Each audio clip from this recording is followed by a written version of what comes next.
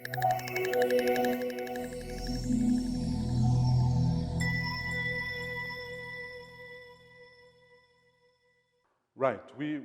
let's look at another type of general solution. This is the type that wants us to be able to do factorization. But noma ngabe iphi type oyenzayo ka-general solution, if you isolate, it's either sin x is equal to something, noma cos x is equal to something, or tan x is equal to something. Let's put that at the back of our mind that we want to get that. Remember that your eyes are the most important tool in your mathematics. When I look at this, what is this saying to me? Cos x must not be equal to 0 because division by 0 is undefined. So it's just catering for that. So I must not think of this as 0 because it will be undefined. Asambeni, I've got this equals to that. Oh, there's a fraction again. And I can't work with fractions. Yeah, Zonderma fraction. So how do I kill a fraction? Remember what I do on this side, I do on this other side exactly. So how do I get rid of this fraction? I multiply it by cos x. But what I do here, I've got to do on all other terms so that it's finite. Now what do I have then? If I multiply this by cos, why am I multiplying it by cos x? I'm multiplying by cos x. If I multiply this by cos x, I will have 6 cos squared x. Multiply this by cos x, I will have minus 5 cos x. Multiply by this by cos x, I will have 4. But take 4 this side, it will be minus 4. I'll be left with 0 on the other side. That's what I wanted to have. I wanted to have my trinomial. Now that I have my trinomial, I can factorize. What do I have now? Ax squared plus bx plus c, your algebra. You can see it here. You can see this is ax squared plus bx plus c. In other words, this is the same as, let's look at it here. This is the same as 6x squared minus 5x minus 4 equal to 0. How would you go about doing this one? It's only that instead of x, we've just used cos x. Now, how would you go about solving for such problems? Equal to 0. Let's work it out here so that it will be easier when we go to cos. Let's try 3x, trial and error 3x. My factors are 4.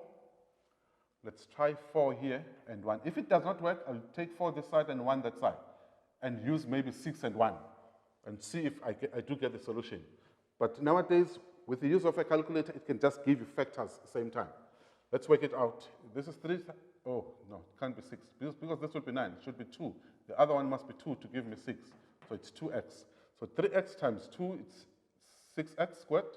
3x times 1, it gives me 3x. It gives me 3x, right? This and this, it will give me 8. Is it so? 4 times 2, it's 8. I want to be left with 5x. Can I get 5x out of those two? Yes, we can get 5x. When we make this negative and make that positive. Let's do this once more. This times this, it's 6x squared. 3x times 1, it is 3x. I'm done with this one. I come to this one. This times this, it's 8x, this one. This times this, it is 4, which is that one. I know that the other one must be positive, the other one must be negative to get minus 4.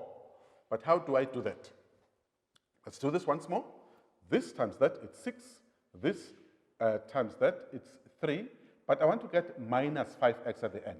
So this 3 must be positive, and this 8 must be negative. So wherever I got, so that I will have minus 5x as in my middle term. I want to get that middle term. So where I had 3x, I've got to make that positive. Where did I get 3x? 3x times 1, I got positive 3x. 4 times 2, it should be minus 8x, which is that negative. Now that I've got it in that form, I can easily find the value of x now. What is my x? My x will then be equals to positive 4 over 3, or my x will be equals to negative 1 over 2. That's how I'll go by solving for x if I'm given a problem like that one. Now, taking the same thing, we apply it here in trigonometry. It's algebra. In other words, we want to factorize this. We open 2 sets of brackets. Remember, the first thing when you factorize is to look for a common factor. And there was no common factor because we don't have anything with cos lapago minus 4. So we don't have a common factor, we open 2 sets of brackets. What happens if I don't find factors? I use the quadratic formula, just as in algebra. Let's move on. We said x sumelo 1 cos x. So what do I write here? When I'm factorizing this, this is the same as 3 cos x times what? Times 2 cos x. When I multiply these two, I will get 6 cos squared x. Right, we said this is minus 4. This side, I've got minus 4. This side, what do I have? On the other side, I will have plus 1. So when I multiply this, I will get exactly like that.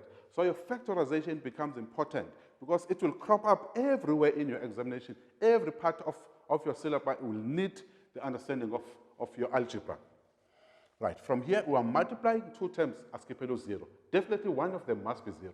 If it's multiplying number in bills equal 0, eyodwa kumele kube 0.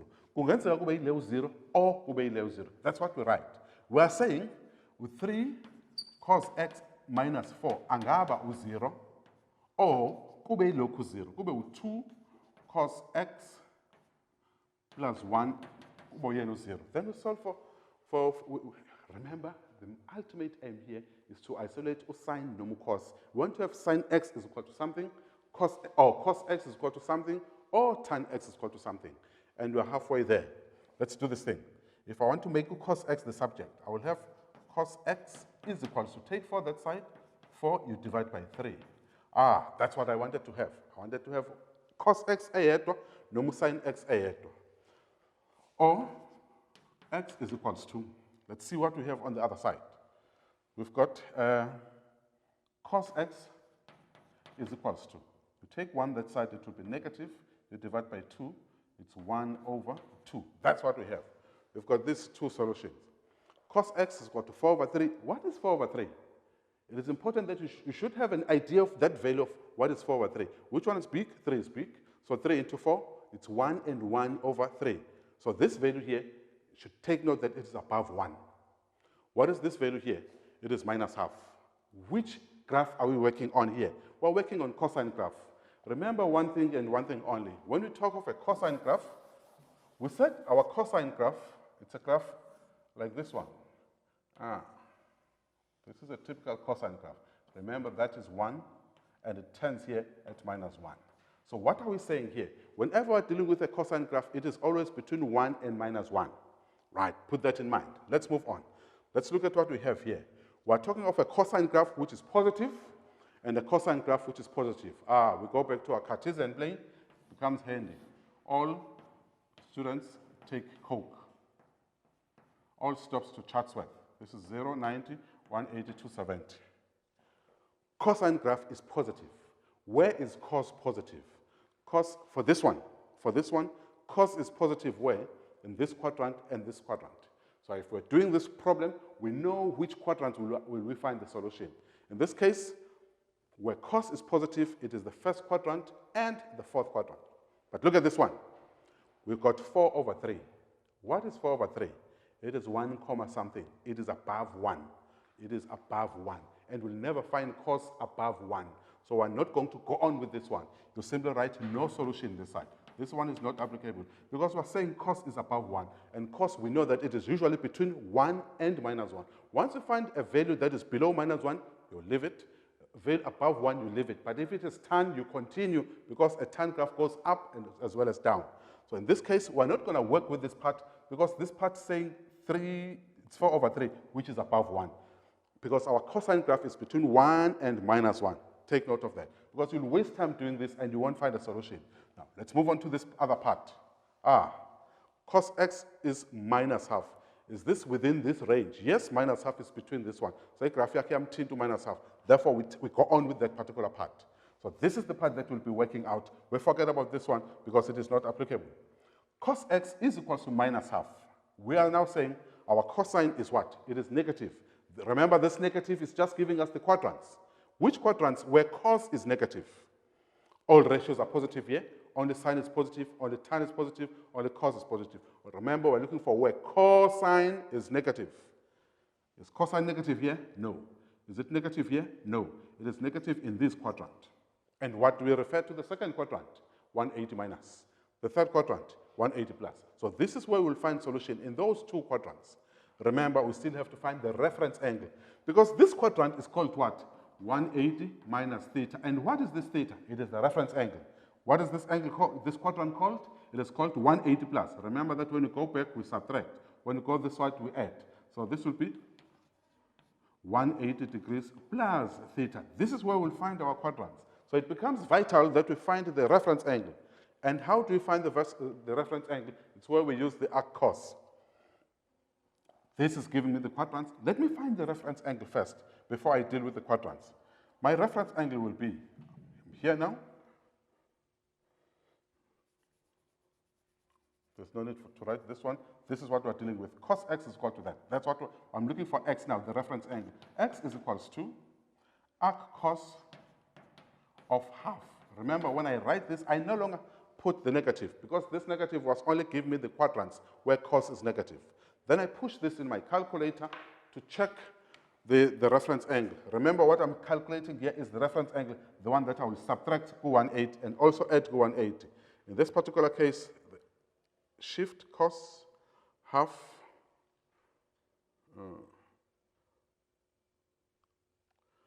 that's a fraction, it's 1 over 2 or 0.5. On top I've got 1, goes on to 2. Close my bracket. What do I get? I got 60. So x is equal to cos of half, so my x is equals to 60 degrees. So I know that this is what we call a reference angle. Angles are a fair unit to find the solution. So I will use as my reference. So I do have the reference angle. I know where the solutions are. The solutions are in the two quadrants. Which are those two quadrants? I indicate those quadrants. The first solution will be in the second quadrant. You tell the examiner where the solution will be. And the next solution will be in the third quadrant. Right. Sibiza kanjani is second quadrant. In second quadrant, Sibiza, our solution then will be equals to 180 minus. It is also important that you note which graph are you working with. We're working with cos here, and the period of cos is still 360 degrees. So it's 180 minus the reference angle. What is our reference angle in this case? It is 60 degrees plus whatever number of rotations that we do, plus 360 k, where k is an element of integers. If it is in the third quadrant, how do we refer to the third quadrant? Our solution will then be equals to 180 minus the same reference angle. Oh, the third quadrant is 180 plus 60 degrees, plus the period, which is 360 k, where k is an element of z. Right, this is the machine that we wanted to get. This is important also when we do trigonometry graph. It is important that we grasp it here, so that when we apply it, when we do trig graphs, it will make sense. Let's move on. Our solution thus become 180 minus. What is 180 minus 60? It will give us 120 plus 360 k, where k is an element of z. That is the machine that we wanted to have, which we call the general solution. Let's find it this other side. 180 plus 60. So our x is equals, what is 180 plus 60? Take 20, it will be 200. You are left with 40. So it's 240. 240 plus 360 k. This is the machine that we wanted to have. Remember, our solutions were in the two quadrants, the second and the third quadrant. Why were in these two quadrants? Because these are the quadrants where cos is negative. Right, that is the general solution. Remember, there are two types. The first type is the one that we did, but all of them, they want us to do the same thing. Isolate x, isolate the trig ratio, whether it is cos, whether it is sine, whether it is tan. You isolate it, you must have it equals to something. That's what we are going to find. Once you have this, you can find your reference angle. After finding your reference angle, you check which quadrants are you using. So it's if it is the second quadrant, it's 180 minus. If it is the fourth quadrant, it's 360 minus. If it is the first quadrant, it's just theta. If the second quadrant, 180 minus. Right, that is what we call doing the general solution, not a specific solution. Thank you.